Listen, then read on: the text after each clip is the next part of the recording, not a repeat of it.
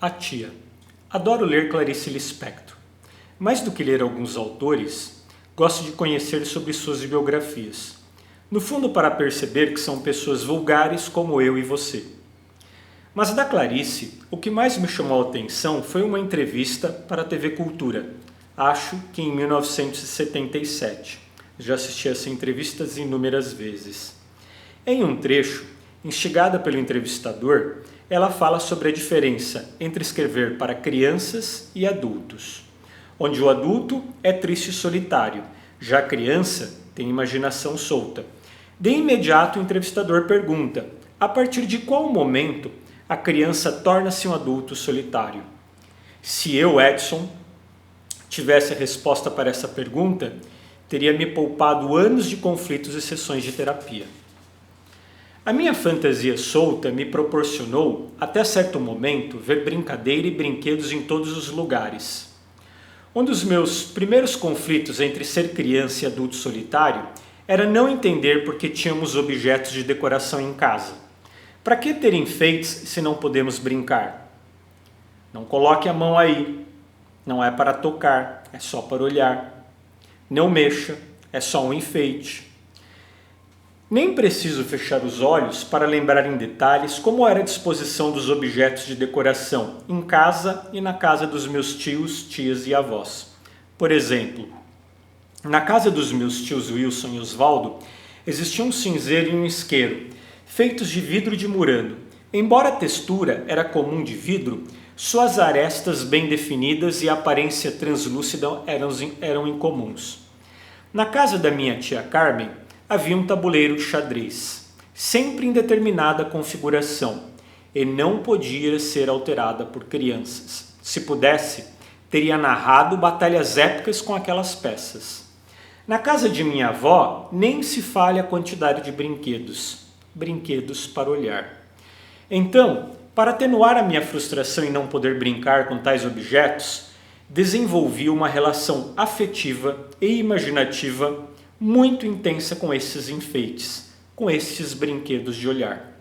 Lembro-me de 2 quadros de casa que me prendia em fantasia ao observá-los. O primeiro era um quadro onde havia um grande dinossauro no meio de uma autoestrada, por onde trafegavam automóveis antigos. Um já acidentado. Passava muito tempo olhando em detalhes aquela imagem. O segundo era o quadro de um menino, solitário, chorando. Embora triste, eu gostava deste quadro. Me pegava várias vezes ao longo do dia pensando nele. Por que a criança estaria chorando? Se agora ela estaria feliz. Fantasiei muito a respeito desse quadro. Quem sabe este quadro não seria a personificação de um amigo invisível? Quem sabe? Ao sair de casa pela manhã, vejo várias vizinhas reunidas conversando. Dona Geni, Delires, Nica e a pequena Estela indo chamar sua mãe para a importante reunião. Entre elas estava uma mulher que eu nunca tinha visto. Falava muito, e todas ao seu redor estavam transtornadas.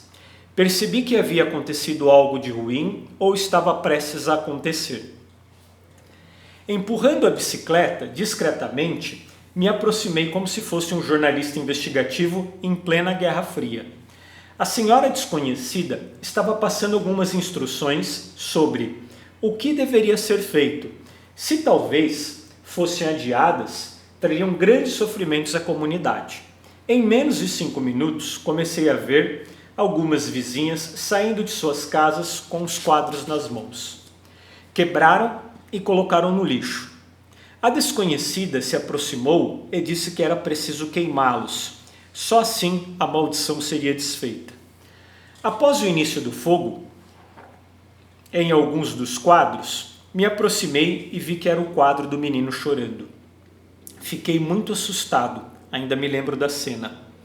Uma das vizinhas anunciou que iria telefonar para as amigas e o cunhado, assim a libertação se espalharia.